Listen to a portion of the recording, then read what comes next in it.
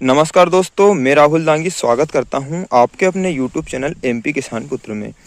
दोस्तों, हमारी जो सोयाबीन की फसल है वो फ्लावरिंग स्टेज पर पहुंच चुकी है। जैसा कि आप देख सकते हैं कि हमें 5 से 10% जो है कि फूल अभी हमारी सोयाबीन की फसल में जो अर्ली वेराइटियां हैं उनमें दिखने लग गए हैं। मतलब फ्लावरिंग स्टेज पर हमारी सोयाबीन की जो फसल है वो पहुंच चुकी है। अब बहुत से किसान भाई यहाँ पर कंफ्यूज होते हैं कि जो हम सेकेंड स्प्रे लेते हैं इंसेक्टिसाइड का, तो उसमें क्या हमें फंगिसाइड का स्प्रे सेकेंड स्प्रे के साथ में करना चाहिए या फिर हमें उसके साथ में फंगिसाइड के अलावा टॉनिक का स्प्रे करना चाहिए, जिससे कि हमारी जो सोयाबीन की फसल है उससे हमें अच्छा खासा उत्पादन मिल सके। तो दोस्तों, इसी टॉपिक पर हम आज बात करने वाले हैं कि हमें अपनी सोयाबीन की फसल में फंगिसाइड का जो स्प्रे है वो कब करना है और कौन से फंगिसाइड का करना है, जिससे कि आपको इसका 100% रिजल्ट मिल सके और आपका जो पैसा है वो फिजूल खर्च ना हो। इससे आपको जो है उत्पादन भी अच्छा मिलेगा और आपका जो फिजूल खर्च है वो भी बचेगा। तो दोस्तों, वीडियो को लास्ट तक जरूर देखिएगा। यदि आपने अभी तक हमारे चैनल को सब्सक्राइब नहीं किया है तो चैनल को सब्सक्राइब जरूर कर लीजिएगा, क्योंकि हम आपके लिए ऐसी ही इन्फॉर्मेटिव वीडियो समय समय पर लाते रहते हैं और आगे भी लाते रहेंगे। दोस्तों, बहुत से किसान भाई यहाँ पर कंफ्यूज होते हैं, जो फ्लावरिंग स्टेज होती है क्या इस पर हमें फंगिसाइड का स्प्रे करना चाहिए। तो दोस्तों, जो फ्लावरिंग स्टेज होती है उस समय आपको फंगस का, यदि आपके खेत में आपको अटैक देखने को मिल रहा है फंगस जनित बीमारियों का, कोई सी भी समस्या जड़ गलने की, तना गलने की या फिर पत्तियों पर कोई भी समस्या आपको फंगस जनित दिखती है, तब आप उसमें फंगस का जैसे फफूंदनाशक है फंगिसाइड उसका स्प्रे करें।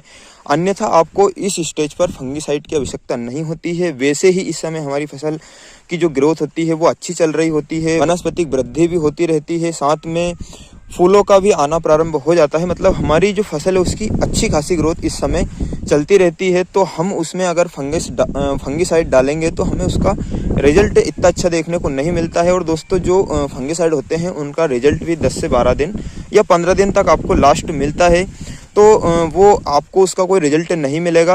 आप देखेंगे कि लगभग 15-20 दिन बाद जब आपकी फसल में फलियां बनने लगेंगी और फिर जब वो फंगस जनित बीमारियां आती हैं और उसी टाइम पर आती हैं, आपने देखा होगा, तो फिर उसके लिए आपको फिर एक और स्प्रे फंगिसाइड का लेना पड़ेगा और वो काफ़ी ज़्यादा आपको महंगा पड़ जाएगा। तो इससे बचने के लिए आपको क्या करना है कि इस समय आपको ओनली सेकेंड स्प्रे में इंसेक्टिसाइड का ही स्प्रे करना है। यदि आपकी फसल की थोड़ी सी ग्रोथ कम हो रही है तो फिर आप उसमें टॉनिक का स्प्रे कर सकते हैं। टॉनिक की हमने एक वीडियो सेपरेट बना रखी है, आप जाकर देख सकते हैं। यदि आपकी फसल में कोई भी फंगस जनित बीमारी नहीं है, इस समय अच्छी खासी ग्रोथ चल रही है, जैसा कि आप हमारी सोयाबीन की फसल देख रहे हैं, अभी हमें इसमें कोई भी समस्या देखने को नहीं मिल रही है। इंसेक्टिसाइड ही हम इसमें डालेंगे, क्योंकि आप देख सकते हैं पत्तों पर हमें इसमें छेद दिखना प्रारंभ, पत्ते जो हमारे हैं वो कटना प्रारंभ हो चुके हैं। मतलब इल्लियों का इसमें हमें अटैक देखने को मिलने लगा है। तो हम इसमें ओनली इंसेक्टिसाइड का ही स्प्रे करने वाले हैं। तो दोस्तों, आपको भी इसी तरह अपने खेत में देखना है, यदि फंगस जनित बीमारी नहीं है तो आपको स्प्रे नहीं करना है। अब फंगिसाइड का स्प्रे आपको कब करना है, ये भी एक समस्या है। तो जब आपकी सोयाबीन की फसल R3 से R4 की जब स्टेज पर जाती है, उसी के बीच में आपको अपनी सोयाबीन की फसल में फंगिसाइड का स्प्रे करना है, जिससे कि आपको 100% लंबा और अच्छा रिजल्ट देखने को मिलेगा। तो अब R3 स्टेज कौन सी होती है? तो दोस्तों, जब आपकी सोयाबीन की फसल में जो फूल है फ्लावरिंग स्टेज है, मतलब फूल पूरी तरीके से कंप्लीट हो जाएंगे, फूल पूरी उतर आएंगे, उसके बाद में जब करे बनना प्रारंभ होते हैं उस समय आपकी सोयाबीन की फसल की R3 स्टेज होती है।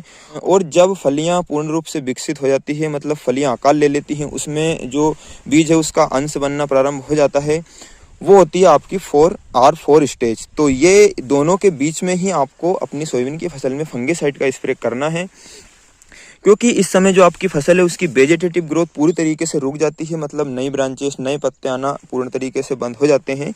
और जब आप इस पे फंगिसाइड का स्प्रे करेंगे तो जितने भी पत्ते हैं उन सभी के माध्यम से आपके पौधे पर जो फंगिसाइड है वो गिरेगा और ग्रहण उसको पौधा अच्छे से करेगा और पूरे पौधे में उसका जो है कि असर दिखाई देगा, जिससे कि आपका जो पौधा है वो फंगस जनित जितनी भी बीमारियां हैं उनसे बचेगा, उनके प्रति उसमें प्रतिरोधक क्षमता उत्पन्न हो जाएगी और वो फंगस को लगने नहीं देगा। तो आपको R3 से R4 के बीच में ही फंगिसाइड का स्प्रे करना है। यदि आपकी सोयाबीन की फसल में कोई भी समस्या आपको देखने को नहीं मिल रही, बिल्कुल एकदम शानदार आपकी सोयाबीन की ग्रोथ चल रही है। जैसा कि आप देख सकते हैं हमारी ये RBS 24 है वो उधर, और ये नई वैरायटी है येलो गोल्ड करके हमने लगाई है लगभग 1 हेक्टेयर में।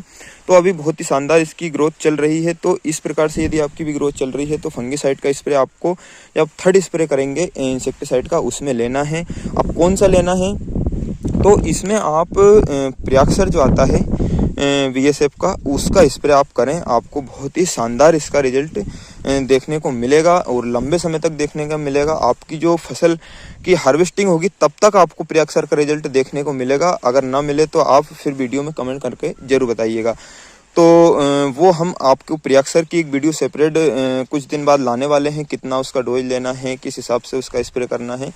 तो अभी जो हमने ये वीडियो बनाई है उसका पर्पस है कि आपको इस स्टेज पर, फ्लावरिंग स्टेज पर फंगीसाइड का स्प्रे ना लेना है, जिससे कि आपका खर्च भी बचेगा और आपका जो फंगीसाइड है उसका रिजल्ट आपको इस अवस्था पर तो मुश्किल है, बहुत ना के समान आपको मिलने वाला है।